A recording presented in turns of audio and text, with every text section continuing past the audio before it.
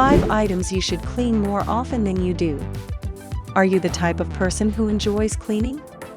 Some people are obsessed with cleaning and are always prepared to tackle whatever dirt they come across with sponges and soap.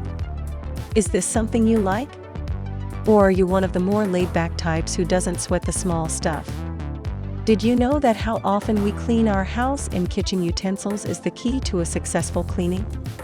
As a result, we develop routines that help us use our time more effectively while also ensuring that everything is in order. The following are a few of these bad habits.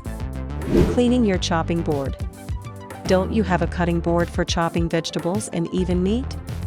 This instrument, if not properly cleaned, can endanger the entire family.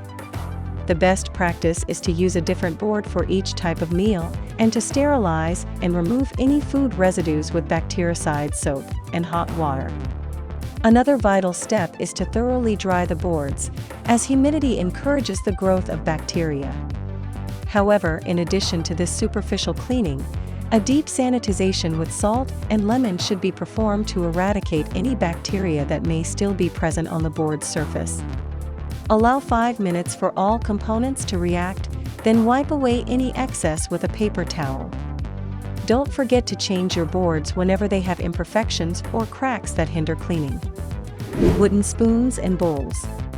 Wood is a porous material that absorbs a wide range of chemicals, including food residues and moisture.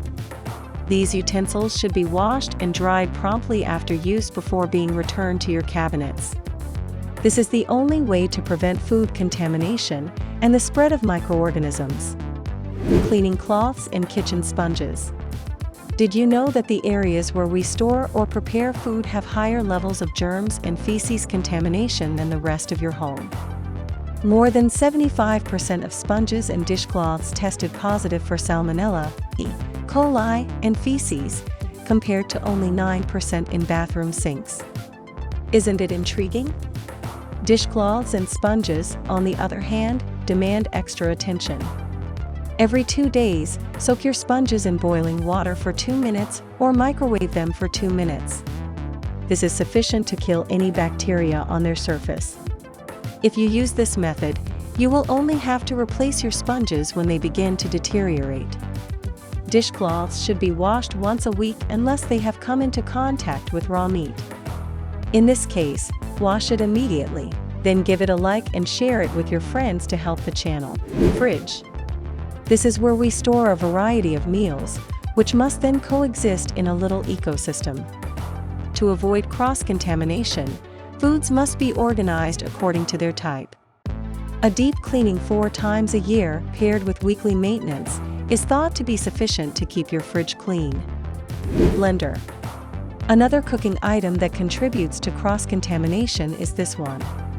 Residues might accumulate in the blender, necessitating a thorough cleaning with antibacterial dish soap and water after each use. To avoid unwanted odors, undertake a deep cleaning with vinegar and dish soap every 3 or 4 usage. In a blender, combine the vinegar and dish soap and blend for 5 minutes.